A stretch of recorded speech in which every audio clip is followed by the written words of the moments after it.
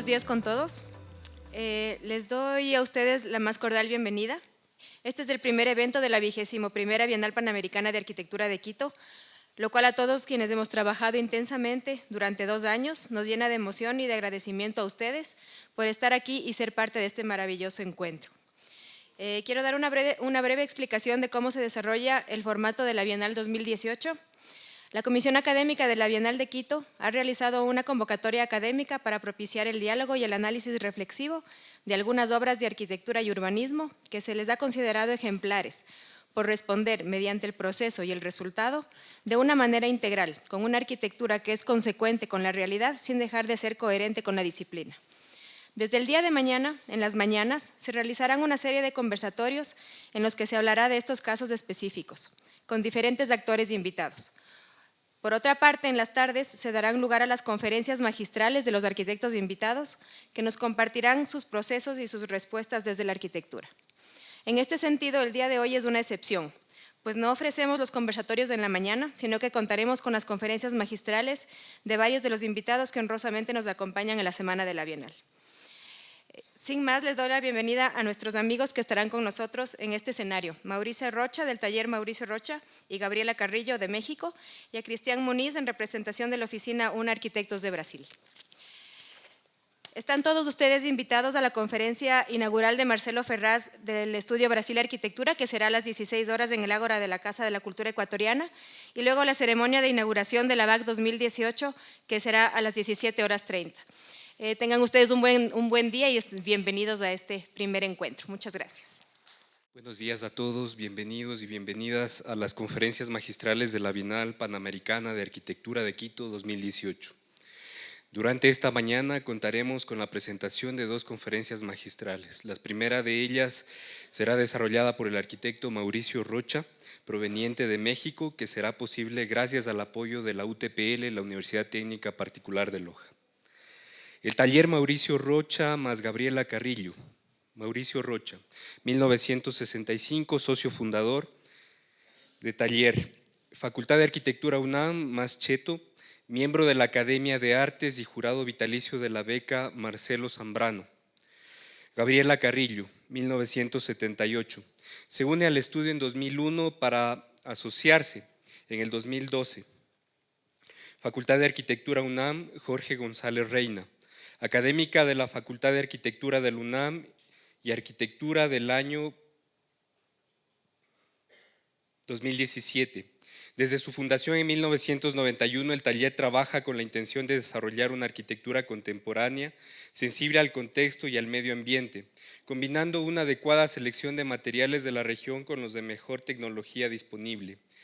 La dignidad y la calidad de los espacios es una constante en todos los proyectos que realizan, buscando el balance perfecto de presupuesto, contexto, tipología y por supuesto su destinatario.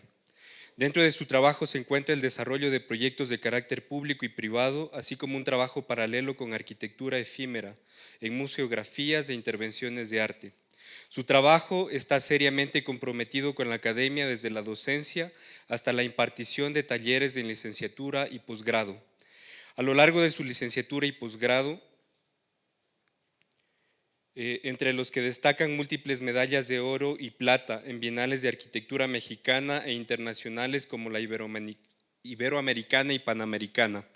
Recibieron el reconocimiento de Emerging Voice, que otorga la Architectural League de Nueva York a 8 firmas de arquitectura de América y forman parte de los 30 arquitectos finalistas del BC Ice Swiss Architectural Award. Han impartido conferencias en distintas ciudades de Latinoamérica, Norteamérica, Europa y Oriente. Su obra ha sido expuesta en distintas muestras y bienales de arquitectura a nivel nacional e internacional. Su trabajo ha sido publicado en libros y revistas nacionales e internacionales. Algunos de sus proyectos forman parte de la colección del Centre Pompidou de París, en Francia, entre otros logros profesionales del arquitecto. A continuación, con ustedes, el arquitecto Mauricio Rocha. Buenos días a todos.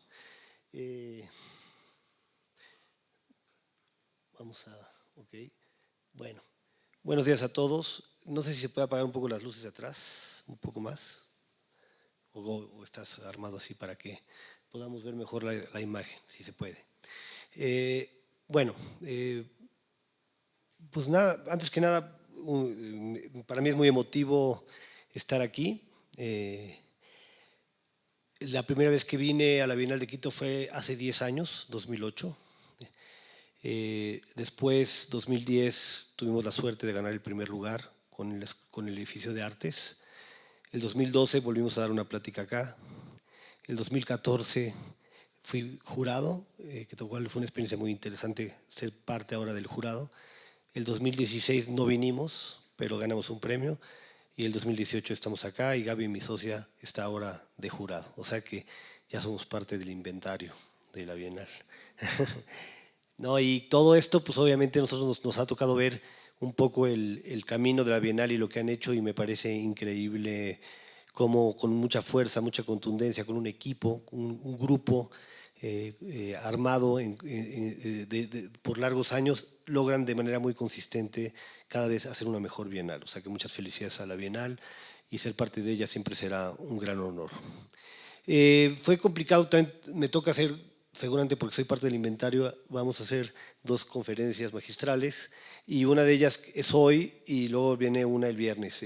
Hoy no sabíamos cómo dividir el asunto y decidimos concentrarnos quizás en el primer trabajo, además considerando que muchos jóvenes no lo conocen, y sobre hasta el 2012 más o menos, y entender cómo se articula o se empieza a articular el lenguaje de la oficina y de lo que hacemos como taller, más que oficina, taller, un lugar de laboratorio, de reflexión.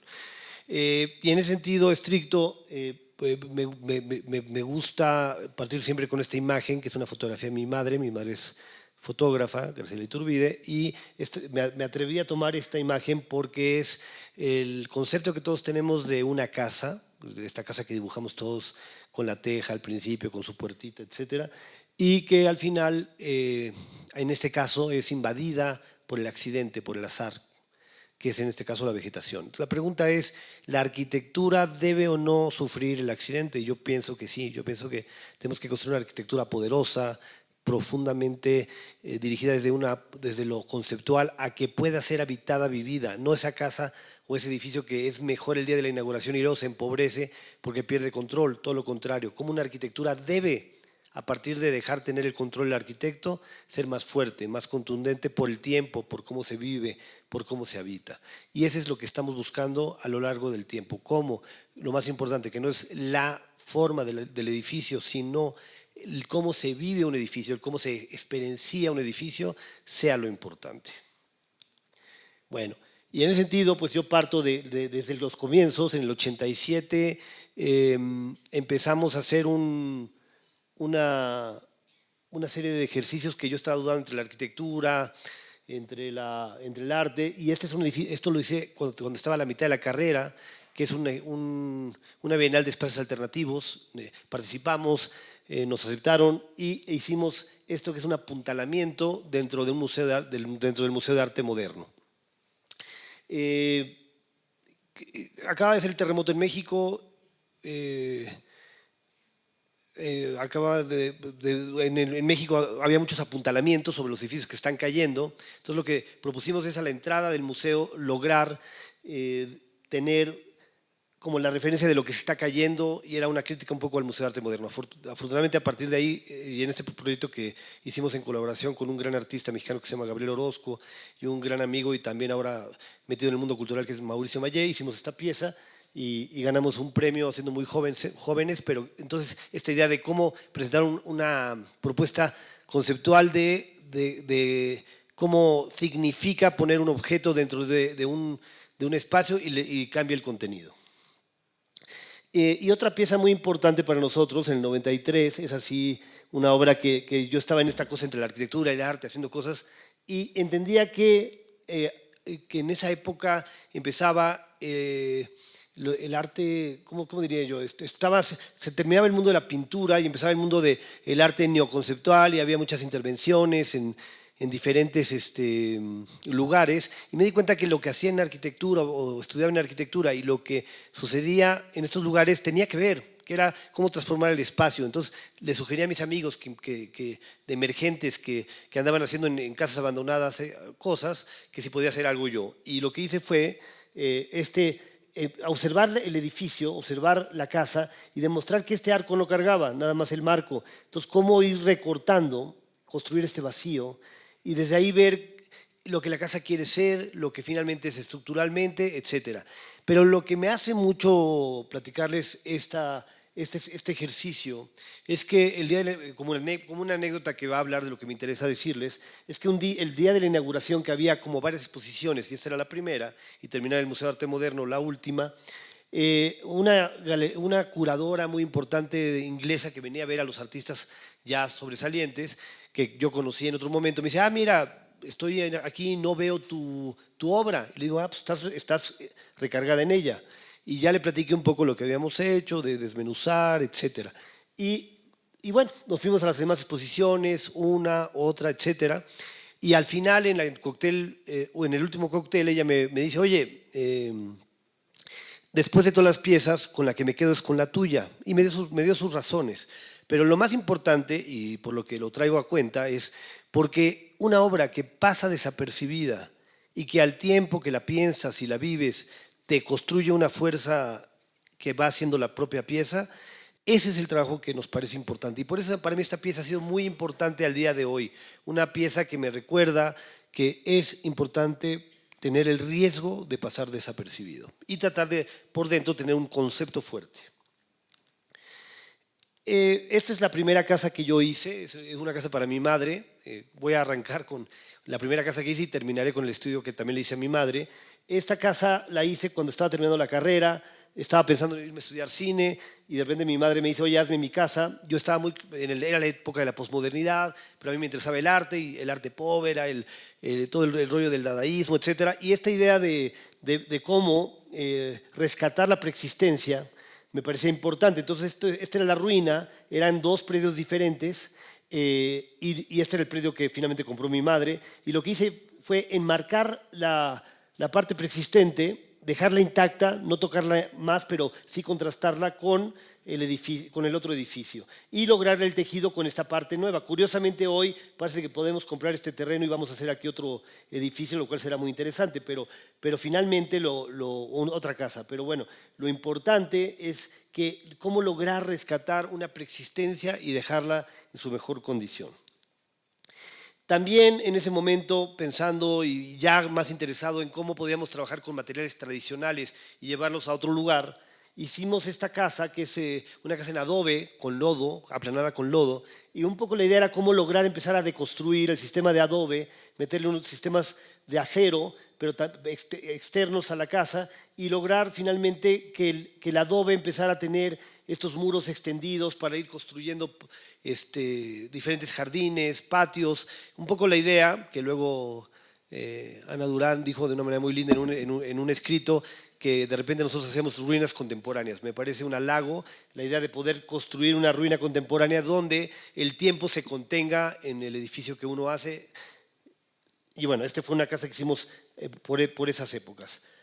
Después de eso, nos toca la oportunidad de hacer una serie de intervenciones en lugares donde no había mucho dinero de gobierno, y en este caso era una bodega antigua, que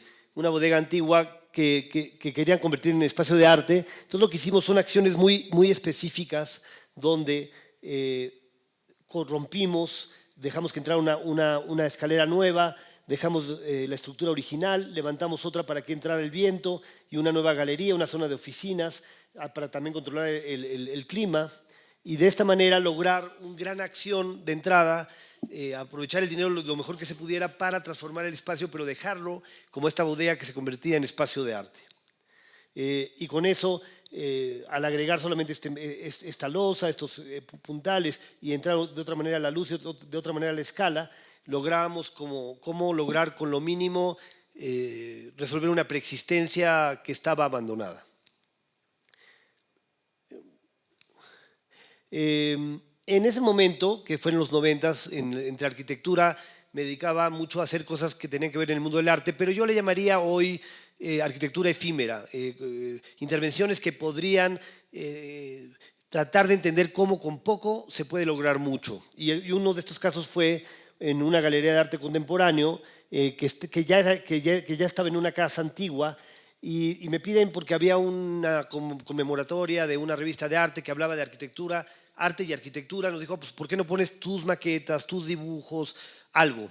Y yo en ese momento decidí solamente poner este círculo de 45 centímetros de diámetro, que en realidad es un círculo que cruza por 7 habitaciones para conectarse el árbol de la calle con el árbol del vecino y lograr tener una referencia y una experiencia diferente de esta casa que luego fue galería y que en este momento queríamos que se viviera otra experiencia.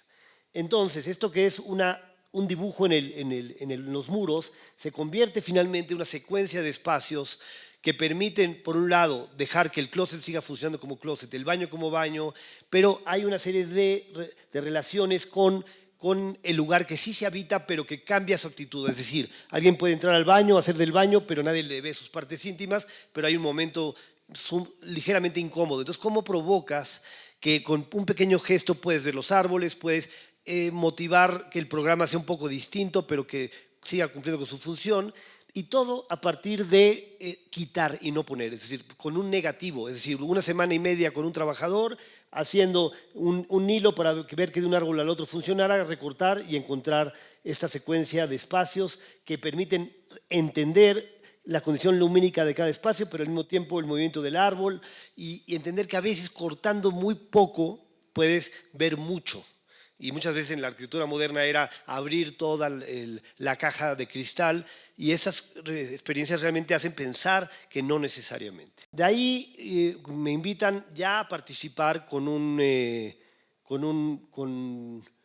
gobierno de la Ciudad de México a una obra pública. Yo era muy joven, pero ya me surgió la oportunidad. Es ahí donde empecé a armar mi equipo junto con el museíto que les enseñé o espacio de experimental. Y este centro de invidentes, como habíamos hecho ya mucho trabajo para este gobernador de hacer albergues para niños de la calle y cosas así, de repente me dice, bueno, haz una escuela para invidentes. Y en ese momento que hicimos la escuela para invidentes, pues era muy interesante porque finalmente tenía que ver con el tema de cómo construir un edificio que nada tiene que ver con la vista o poco tiene que ver con la vista, porque esos sí son más débiles visuales que ciegos totales, y cómo lograr con los otros sentidos una experiencia.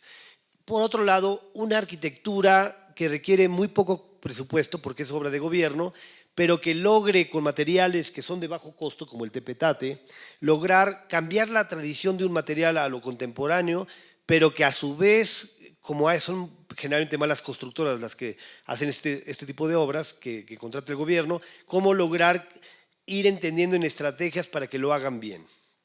Bueno, esto es en Iztapalapa, es un lugar en medio es un lugar con mucha miseria, todo Iztapalapa, y por lo tanto hay muchos invidentes o débiles visuales. Estamos cerca del metro y este era el terreno que había que trabajar, 14.000 metros de terreno.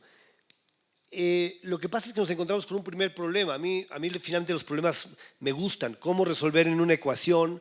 2 más 2 es un problema que se convierte en 4. Pues aquí era otro problema, que es estos señores tiraron toda su basura en este lugar, 2 metros por 14.000 metros cuadrados. Imagínense los metros cúbicos si yo hubiera y sin llevarlo a un basurero. Entonces había una corrupción, habían dejado eso ahí. Y cómo lograr llevarse esos camiones era imposible a nuestro presupuesto. Entonces sugerí que por qué no movíamos el 70% de la tierra y lográbamos un microclima con jardines en estas zonas. Se nos ocurrió plantas de olor y cómo contenernos y construir una cierta topografía. Y por lo tanto lo que hicimos fueron esos taludes que controlan el todo. Cuando hicimos esta maqueta, que es una maqueta 1:100, que se le quitan los techos, era porque venía un ciego español a sentir, porque él era ciego, con un dedo a poder recorrer la maqueta. Yo esa maqueta se la había enseñado a amigos, artistas, arquitectos, y todos con cierto aire decían, pues está bien. O sea, la maqueta no construía un entusiasmo específico, ni en mí mismo, y me entré mucho en duda de que estamos haciendo bien las cosas y no me había tocado muy temprano el haberlo hecho, etc. Pero cuando el invidente empezó a tocar, a meterse en estos talleres y ver, mira, 4.5 metros de altura, claro, pues eran 4.5 centímetros. Mira, aquí hay una ventana superior, por aquí entra, aquí hay un pasaje, aquí hay una plaza. Cuando empezó a leer la maqueta en un recorrido, en una experiencia con la yema de los dedos, en ese momento me di cuenta que no estábamos tan mal y empecé también a reflexionar lo que es importante, cómo a veces pecamos mucho de la vista y nos interesa ver un buen render, una buena maqueta, y finalmente la arquitectura tiene que ver con otra cosa, tiene que ver con la experiencia, los recorridos, los tránsitos y demoras, como diría el gran arquitecto Carlos Mijares, un arquitecto mexicano que yo respetaba mucho, que respeto mucho, aunque ya no viva. Bueno, eso nos cambió y finalmente cuando lo empezamos a habitar nos dimos cuenta que así era. Escogimos no más de 5 materiales, la piedra volcánica, el tepetate que como les comento solo se construye a 2 niveles, pero nosotros hicimos un híbrido entre concreto y tepetate para lograr nuevas tecnologías para que un material tradicional se pueda estar en otra circunstancia. Pues es un sistema donde tienes parte pública, semipública y privada y vas construyendo patios en una zona, una gran plaza con un elemento de agua que se vuelve un eje sonoro y luego la zona más íntima que es la zona de las aulas. Pero todo esto con una serie de patios con plantas de olor y luego una parte deportiva y cultural. Bueno, esto finalmente se traduce en tectónica, que los 3 materiales que escogimos funcionaran, que las sombras sean importantes, que la distancia de los techos con respecto entre sí generen una densidad espacial, que construyen termicidad y construyen una relación diferente con el invidente. Abrimos mucho el primer edificio porque es un edificio colectivo donde participan tanto los profesores como las familias que sí ven como los que no ven, abierto al sur. Y por otro lado, la zona del otro extremo es una parte ya más para los débiles visuales, por lo tanto es importante esta secuencia de sombras, luz, sombra, que construyen una composición de experiencia en base a estos ritmos lumínicos.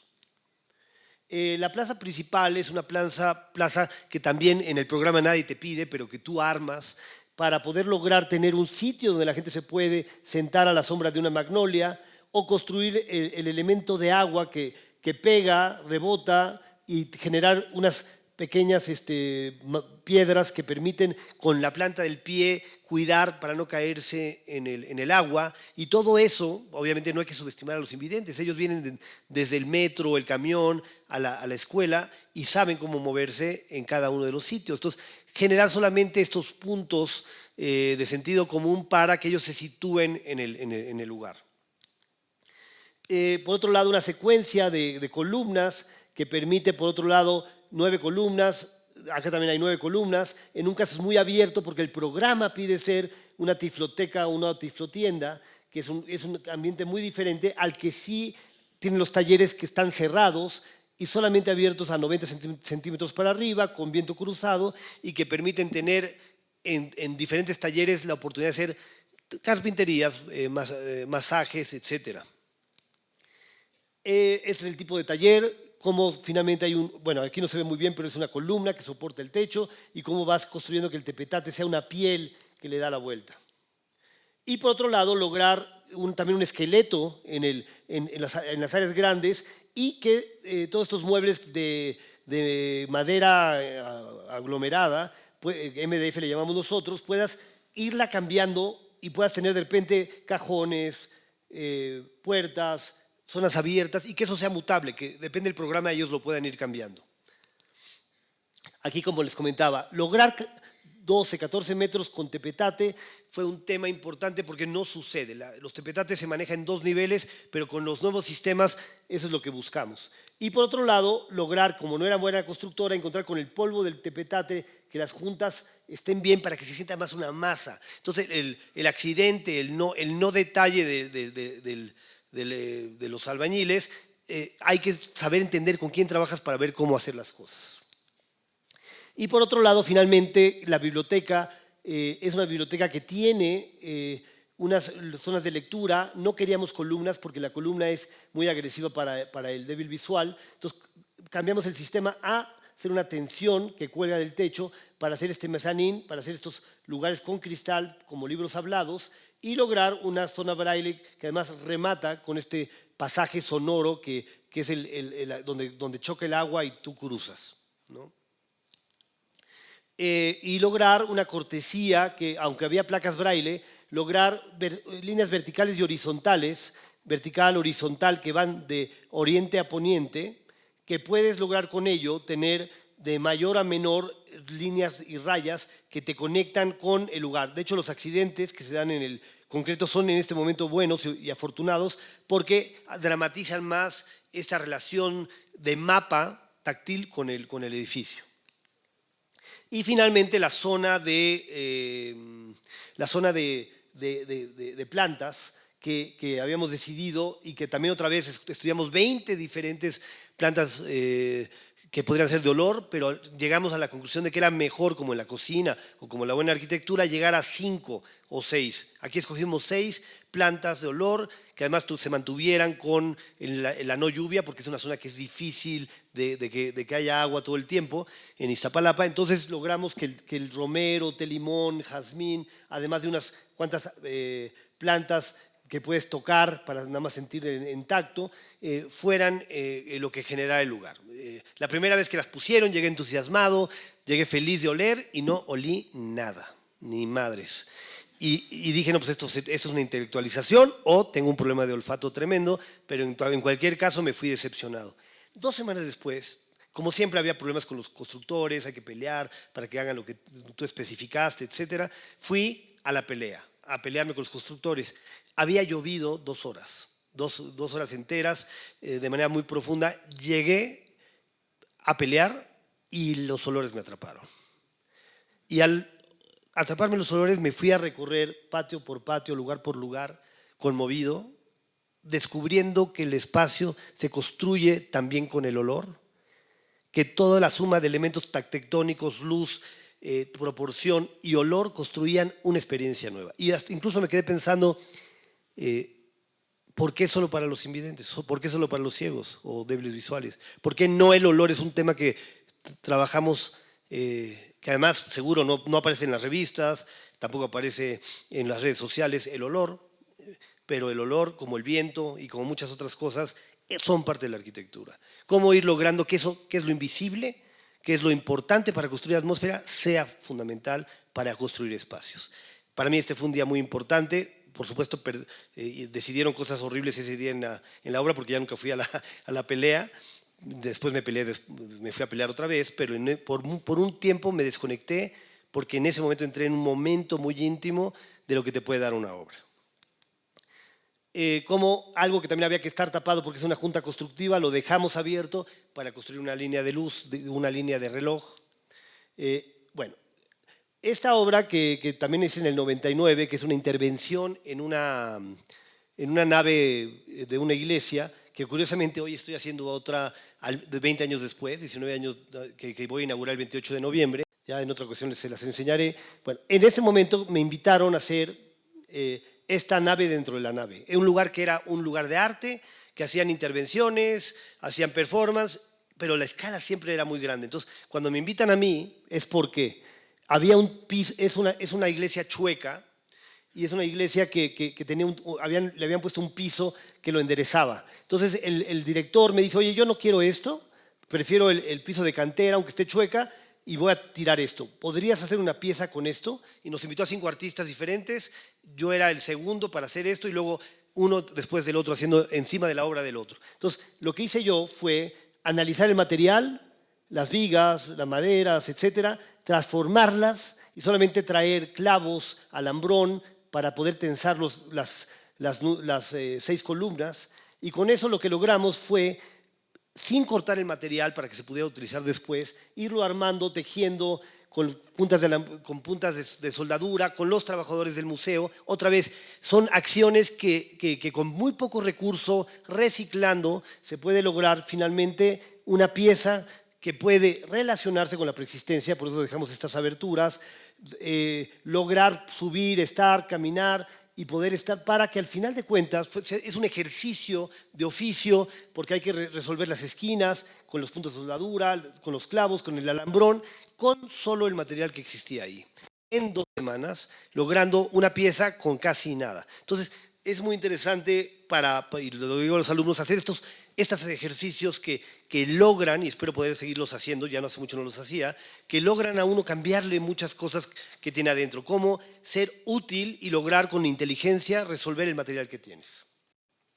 Esto nos llevó a una serie de edificios, de gobierno, como este, que es de piedra, o sea, que en Milpalta, que son los edificios que tienen piedra, pero la piedra no puede ser bien tratada, entonces es una piel que la manejas de otra manera. Otra vez poco presupuesto, techos ligeros. Cómo encontrar un lugar que está muy, que es una trampa de tormenta, entonces cómo lograr que la piedra del lugar con la que se hacían los antiguos edificios se logre finalmente resolver de 13 metros de altura hacia 3 metros una serie de elementos de luz hacia el norte, que es lo que nos corresponde a los que vivimos en el norte del planeta, para lograr la luz indirecta. Y lograr con esto que el edificio sobreviva con una baja producción y baja economía, que sobreviva sobre un lugar de caos, porque aquí son carpinteros, herreros, etcétera, que van y llevan sus cosas y las mueven, y logras con eso el interior, que además empieza aquí una serie de cosas que hemos hecho que son una doble columna que mata el sismo, en México tiembla mucho, para no hacer una gran columna, y cómo vas generando esto. Esta imagen para nosotros es muy importante porque es cómo está muy clara la parte vertical de piedra, la parte horizontal ligera de lámina y los puntales que van logrando de manera muy visible la construcción técnica, pero al mismo tiempo cómo hay una estrategia de iluminación importante. Y esto al final logra un edificio que se protege hacia afuera, pero tiene todos estos elementos. Bueno, esa es otra intervención que hicimos, que también hice en el 98, donde en un edificio en el 68 hicieron una serie de esculturas en la Ruta de la Amistad en las Olimpiadas. Este es cuando construyeron en el 68 una, y a mí me interesaba mucho el encofrado, la madera, que es con la que haces generalmente los tendidos en las obras y la gente construye caminos para llevar el cemento al techo, etcétera.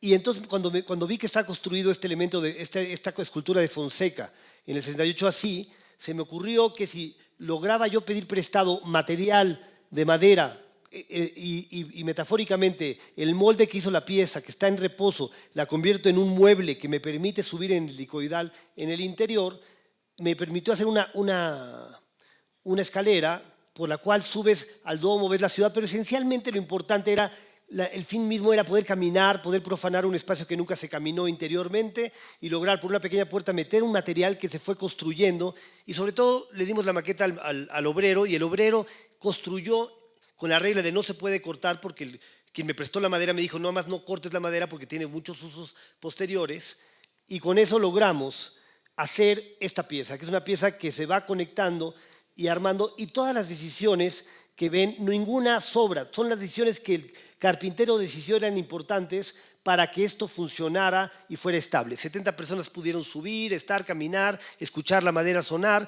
y esto, que es una experiencia en sí misma, de experiencia en sí misma, se vuelve también una experiencia importante para nosotros.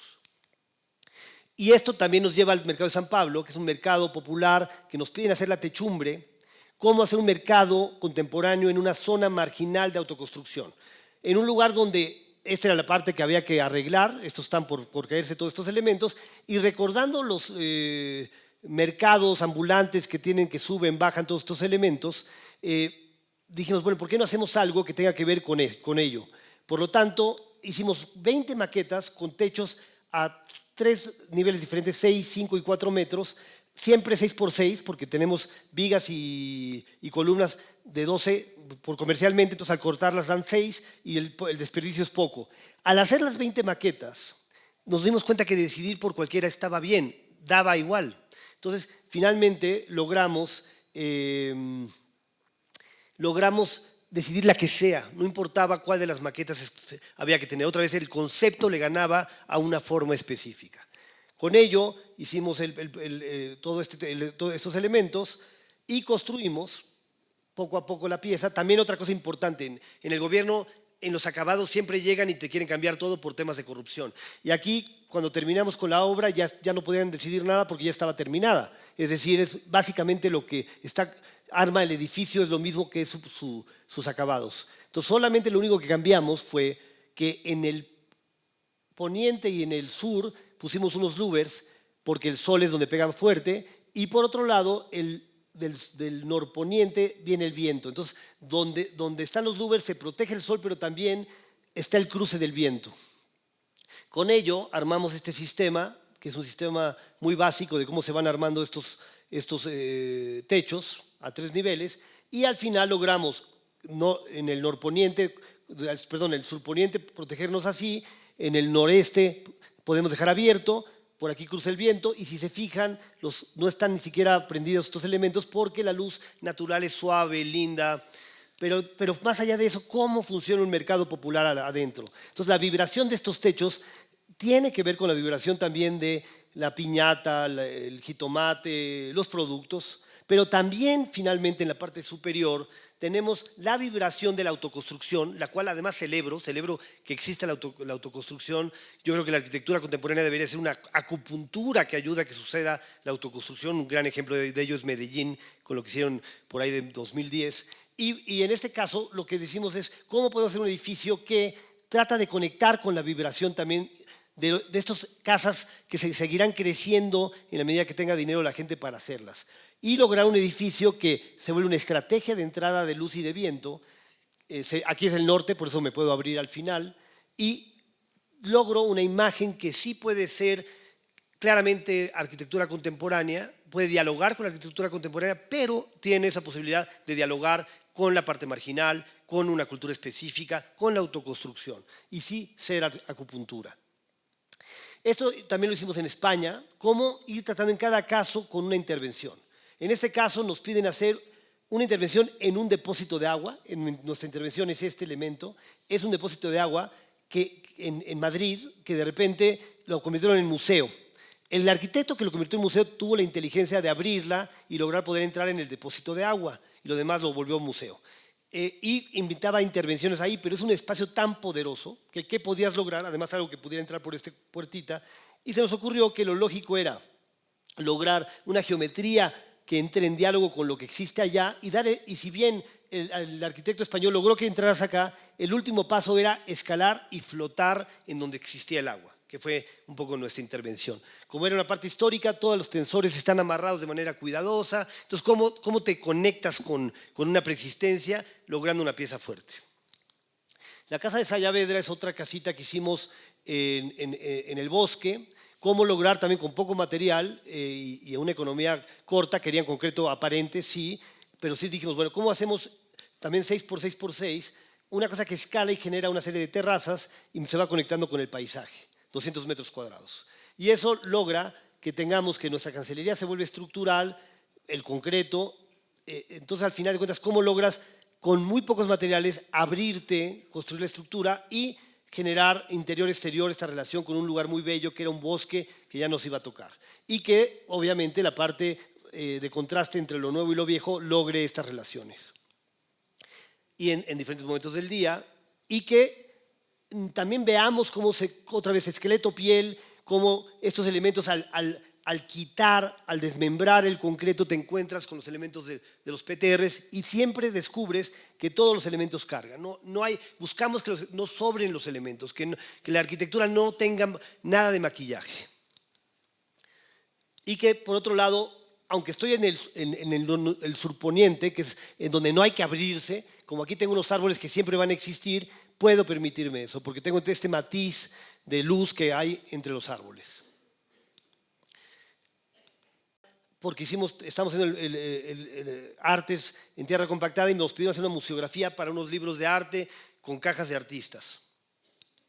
Esto decidimos hacerlo con tierra compactada, pero de manera muy cuidadosa, y construimos lo que podría ser una maqueta 1:1 de un posible edificio, pero que contiene las cajas de los artistas, que contienen las fotografías de los artistas, y eso es el Museo de Arte Moderno, y cómo tú puedes ir caminando entre ellas, ¿no?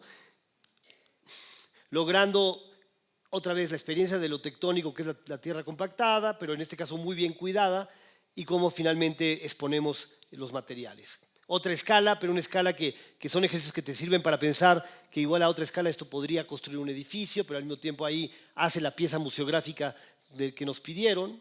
Esa es, por cierto, una caja que le hicieron a mi madre. Esta es una fotografía de autorretrato de mi madre. Y cómo esto al final se convierte en... Curiosamente ahora acabo de hacer yo una... Ya me invitaron a hacer a mí una caja para otro artista, el artista brasileiro Río Branco. Pero bueno, ahora en este caso era hacer la museografía. La Escuela de Artes Plásticas de Oaxaca es con el que ganamos la Bienal del 2008 acá. Es un edificio hecho en tierra compactada. Y es un edificio muy importante porque habíamos hecho un ejercicio de tierra compactada para una casa en San Miguel Allende, y trajimos a la gente que trabaja con Rick Joy y gente de Arizona que hacen tierra compactada. Entendimos el tipo de arena, ponerle cemento y con eso cómo se arma el sistema. Y sentimos que en Oaxaca era un buen lugar porque toda la tectónica de la pictórica de los oaxaqueños va con ello. Esta obra nos la encargó Francisco Toledo, que es un gran artista y una gente que motiva y transforma el espacio público de Oaxaca. Y entonces otra vez pensamos siempre que los procesos son importantes. Entonces, ¿cómo se va construyendo estas capas de la parte apisonada? México, como Ecuador, como muchos lugares, tenemos la ventaja de la libertad de poder construir cosas que no están reglamentadas, quizás porque no hay un rigor de la reglamentación, pero al mismo tiempo luego te pueden destruir los edificios porque tampoco están protegidos. Entonces siempre tenemos esa doble condición por la cual hay que estar muy protegidos en poder tener la libertad y cuidarse ante la posible destrucción. En este caso, la Escuela de Artes logra hacer una cosa en tierra compactada de 2.500 metros cuadrados, cosa que hubiera sido muy difícil en una reglamentación, pero como estaba en una universidad, era autónoma, pudimos hacerlo. Queríamos hacer un edificio que fuera más un jardín, un talud, un jardín, que un edificio, porque había muchos edificios de diferentes épocas, no queríamos ser parte de esa colección. Hicimos estos ejercicios de negativos positivos, talleres que se convierten en patios, y cómo todo esto podía construir una especie de coraza con espacialidad interior.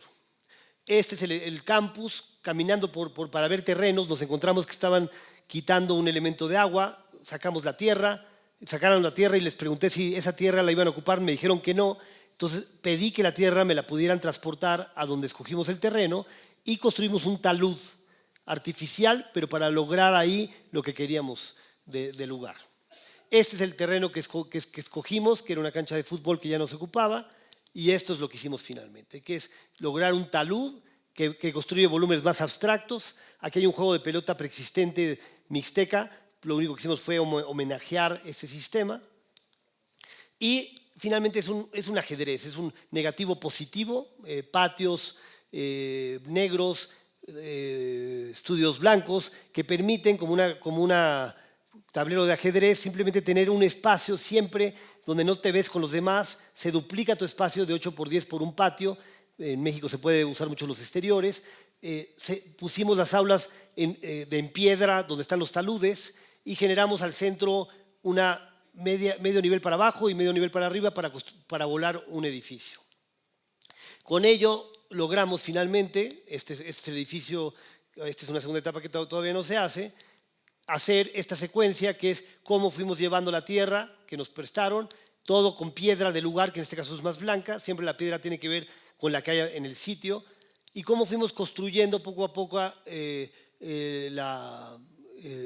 los pabellones. Al principio tenían el 30% de presupuesto, les dijimos que esto les permitía empezar con esto, lograron conseguir dinero después, por lo cual logramos en estrategia que fueran consiguiendo dinero, y con ello se fue construyendo poco a poco. Si se fijan, son tierra compactada que solamente tiene una sola columna y todos los techos son simplemente apoyados, por lo cual la idea es que estos elementos se soportan en sí mismos y luego permiten la caída de los techos, hasta lograr finalmente el complejo completo.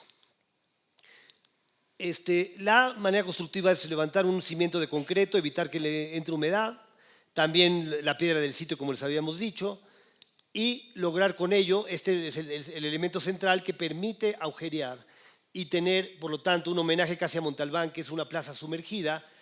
Y lo que es importante aquí es cómo una serie de muros en dos direcciones diferentes permiten mantener otra vez el movimiento del sismo y entonces puedo levantar muros de tierra con 70 centímetros de ancho que se soportan sobre la losa y no hay problema con el sismo. Logrando entonces grandes pasajes que van entre espacio y espacio y que permiten entonces este sistema, repito, solamente hay una sola columna donde está la torsión con unas también ventanas de cancelería como en la casa de Saavedra que cargan el elemento y todo ello para lo más importante, los recorridos, la experiencia. Puedo estar desde arriba del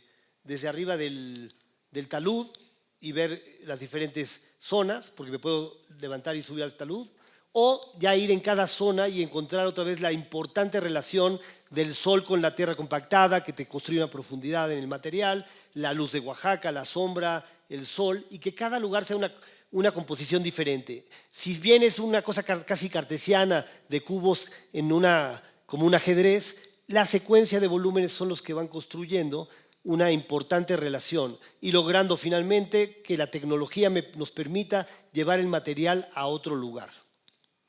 Con ello se van construyendo estos pasajes, estas relaciones, que van teniendo cada intimidad en cada patio, depende el estudio de los escultores, de los gráficos, de la parte de pintores, etc. Y con ello se van haciendo, repito, esta experiencia de patios. Siempre escogimos estos que son macuiles, que son un árbol que florea en verano y en invierno desaparecen sus plantas y que construyen estos paisajes, que van generando en cada patio relaciones diferentes. Y incluso también aquí vemos cómo es el sistema constructivo, ¿no? Siempre los apoyadas incluso en la piedra y los PTRs apoyando. Y todo ello logrando en cada sitio una relación diferente. A mí esta imagen otra vez es muy importante porque descubrimos que no son cajas, son planos que se dan verticales de tierra, horizontales de losa o verticales también de piedra, con apoyos en algunos puntos en acero, y todo ello va construyendo una deconstrucción de un sistema que permite esta relación constante de los volúmenes con los espacios, los llenos con los vacíos. Pero que el material sea aparente y que el material sea y explique cómo está trabajando. Hasta este libro abierto que permite, en este caso un nivel, pero podrían ser 2, 3, 4 niveles diferentes si quisiéramos hacer un edificio en tierra compactada. Ya en Yemen los hicieron siglos atrás, se podrían hacer cosas en tierra compactada en diferentes niveles. Bueno, esto nos lleva finalmente a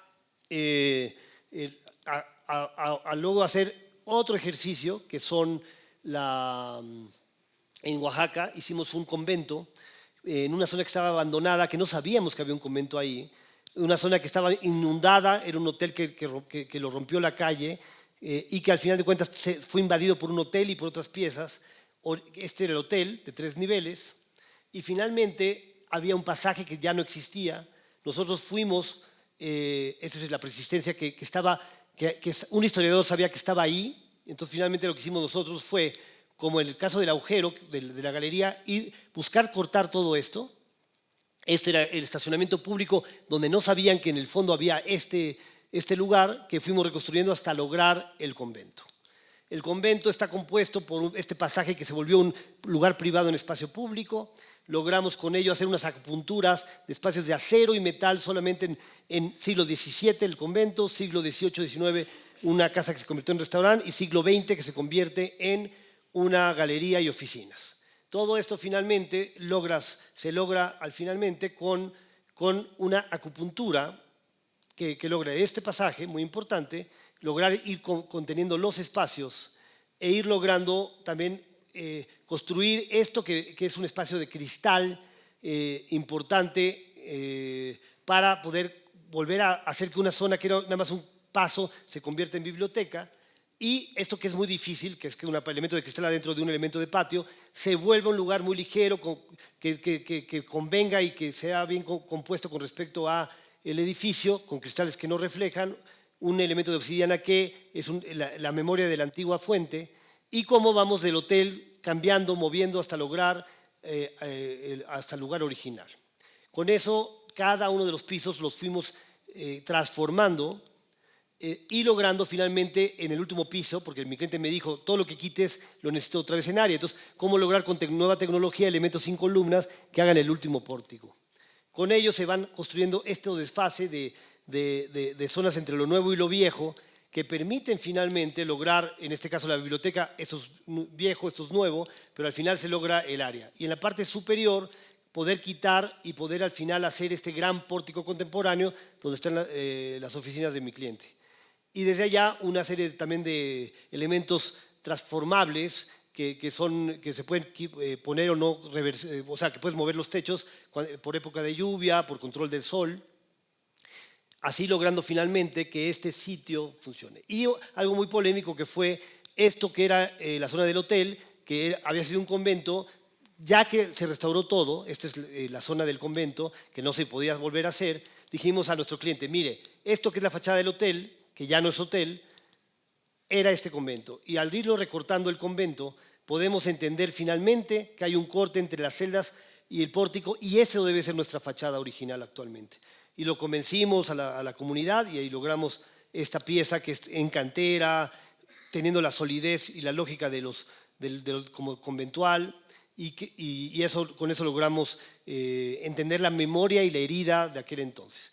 Esto que era muy mal logrado, que era al sur, con estos techitos, dijimos, bueno, esto vamos a hacer algo más sencillo, más ligero, que se controle más bien con la madera de los sitios, y liberar adentro, porque es el siglo XX, que tenía esto fantástico para hacer una galería, limpiamos y resolvimos casi sin hacer nada una galería.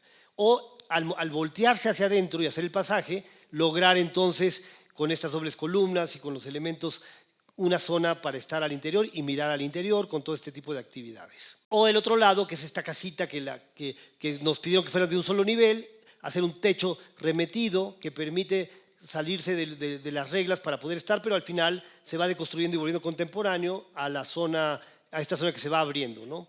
Y esto logra finalmente una relación directa con el pasaje. O de repente también como el convento con otra zona que compramos, que los acupunturas se vuelven estos conectores que van generando esta relación con los elementos. Así, un trabajo interdisciplinario entre restauradores, historiadores y nosotros, logramos hacer algo contemporáneo que rompe un poco el paradigma de esta idea de que solamente hay que restaurar un edificio, cómo se puede activar y por lo tanto el cliente puede meterle dinero porque le va a sacar jugo al sitio, respetando pero también construyendo y potencializando con la arquitectura contemporánea que trata de ser respetuosa pero también afirmativa de su lugar. El resultado final es un edificio vivo a nivel cultural. Bueno, el pabellón sonoro, me quedan 3 pequeñas obras que les voy a enseñar de manera muy rápida. El pabellón sonoro es un pabellón que me piden hacer con mi hermano en un jardín de un museo que hace Ricardo Legorreta. 4 artistas están adentro, a nosotros nos piden estar afuera porque yo soy arquitecto. Un pabellón sonoro dice, mira, aquí hay algo construido, una ruina, aquí lo puedes hacer. Pero yo volteé y miré que al final había un muro donde tiraban ellos un árbol y 2 piedras. Entonces, este árbol y 2 piedras, que son este árbol, 2 piedras y este muro, me pareció que lo interesante, otra vez, en vez de hacer un pabellón formal, era como tener el riesgo de pasar desapercibido con este muro y un techo, por lo tanto, y con unos pequeños agujeros que recuerdan las balas, pero una memoria de vista al interior, y eso nos lleva finalmente a una pieza de piedra que recuerda los tecorrales de los campesinos, pero aquí nos recuerda que es contemporáneo, y cómo entonces entre las ruinas existe la pieza nuestra, en la cual la gente que sí decide recorrerlo, caminarlo, ve la apertura y descubre que hay una sombra, una intervención contemporánea, y cómo esto todo junto arma y recuerda al famoso muro, al árbol y las 2 piedras que ya existían ahí. Y un lugar para sentarse y escuchar en 8 bocinas lo que mi hermano hizo en ese momento, que son texturas de pájaros de la zona, para finalmente recordar también por estos agujeritos la posibilidad del paisaje exterior. Y que nos lleva finalmente otra vez a cómo intervenir y reactivar o darle fuerza con una pequeña acción, que son 2 elementos horizontales y uno vertical, un árbol, 2 piedras y un muro preexistente. De esa misma manera, y platicando de unos baños que hicimos en 4 cuadros, este es un proyecto muy largo que tiene que ver con con 10 años de estar ahí, vamos a hacer 500 casas con 50 arquitectos, en un lugar privilegiado, es una historia que ya les platicaré después, pero de ahí empezamos a hacer un primer ejercicio, que es una vinícola, hecha en materiales, otra vez piedra, concreto, madera, y que esto permitiera generar una primera inserción de una pequeña vinícola en el sitio, que con esta excavación permite la gravedad de la zona, de lo que es una vinícola, pero al mismo tiempo genera una primera acción en el lugar. Esto logra finalmente hacer un elemento que sí está controlado los luxes para hacer una vinícola, cómo vas diseñando esa puerta y vas generando finalmente una experiencia que después se ha convertido en un lugar de bodas, estos que se vuelven un hotelito de cabañas, que tienen unas cajitas que nos pidieron utilizar estas tiendas de campaña, ya las había comprado, se volvió una preexistencia. Entonces, cómo levantar, hacer unos bañitos y una zona de estar acá, y cómo eso se construyó una arquitecta de paisaje, Claudia Turrent, hizo esas bellísimas piezas, y se construyó estos elementos que han sido muy exitosos. Todo esto nos ha llevado finalmente a que al hacer las bodas querían tener unos baños, y dije, bueno, los baños pueden ser parte de esto que vamos a ir construyendo al tiempo, y unos baños deben ser más que unos baños, más que 3 retretes, más que 3 retretes de hombres y 3 de mujeres. Entonces decidimos entender que aquí había otras persistencias, unos olivos acá, que había, que finalmente había una topografía. Entonces construimos una banca, un patio, donde ir al baño, hombres, mujeres, lavarte las manos y poner agua en una zona que casi no hay agua, hay 2 semanas al año agua, y lograr ir construyendo elementos de agua en medio de los olivos. Entonces hay un recorrido que construimos a partir de ahí.